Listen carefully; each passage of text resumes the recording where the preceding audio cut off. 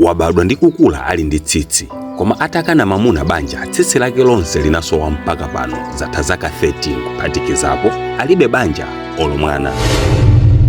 Kodi chinachitika ndi chani? Analakwanji kuti zifike apa? Nanga anachita izi anali ndani? Ndine Dini Studios, pitilizani kumvera. Sikuti anachita kumeta kapena kuti ali ndi kansa, koma tsiku lina akupesa tsitsi linangoyamba kuthothoka mpaka linatha lonse chonchi. Uyuyu ndi Mariam.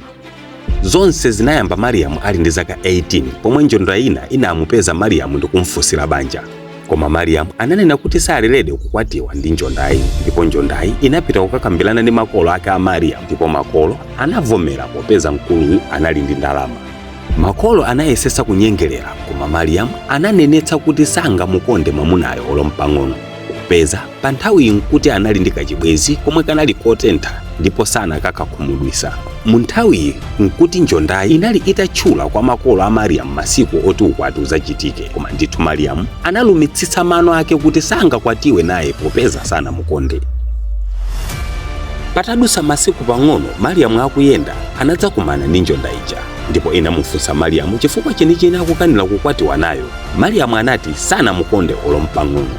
Apa mkuluyu anayika chiopsezo kwa nsikana osalakwayo kuti ndikupanga zinthu zoti suzandiyiwala moyo wako onse, ndipo uzakhala ukundikumbukira ine komanso suzapeza mamuna mpaka kale. Mariam anayankha kuti sizingatheke zimenezo, palibe chingamuchitikire. Amakamba izi poganizira kuti doloyu amangoopseza chabe. Patapita masiku, tsiku lina kunacha monga kuchera nthawi zonse. Anasamba bwinobwino ndi kutenga chipeso kuti apese mmutu, koma akupesa tsitsi limangoyoyoka. Kuyesera mapesedwe a mtundu wina tsitsi limathothokabe. Tsiku lina kummawa pomwe amadzuka pogona anapezeka alibe tsitsi mmutu mwake monse ngati wachita kumetedwa, ndipo tsitsili linatsala pogona pake. Anagwidwa ndi mantha, ndipo makolo ake anamuwuza kuti apite kwa achibale ena omwe ankaziwa za zisamba akaone chomwe chikumuchitikira. Koma atafika, nangayo anawuza makolo kuti Mariamu walodzedwa ndi mzibambocha ankamufuna banja, ndipo palibe solution yobwezeresa pokhapokha akamusake mamunayo ndi kumupepesa. Anamusaka pena paliponse koma sanapezekenso. Zaka zinadusa Mariamu ali ndi chiyembekezero choti tsitsi limera, koma izi zinali ngati kuyembekezera mvula kulibe mitambo.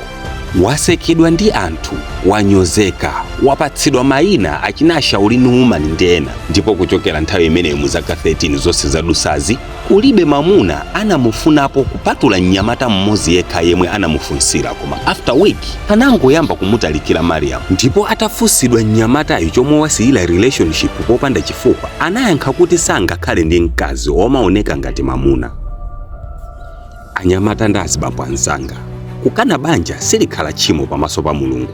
Ndi ufulu aliyense kukonda kapena kusakonda. Banja limakoma likakhala kuti nonse munalowa banjalo ndi mitima yanu ikufuna. Sizoona munthu akakana ndi kukhala ndi mtima wafisi chonchi ngati kuti kunjaku kulibe ena omwe angatikonde. Tiyeni tikhale achikondi nthawi zonse ndi anzathu. Ndi komanso makolo samayenera kuvomera za banja mwini banjalo asanalivomereze, chifukwa izi zimatha kubweretsa mipungupungu yosiyanasiyana kuphatikiza mpungwepungwe ngati omwe unamuchitikira Mariam. Share the story.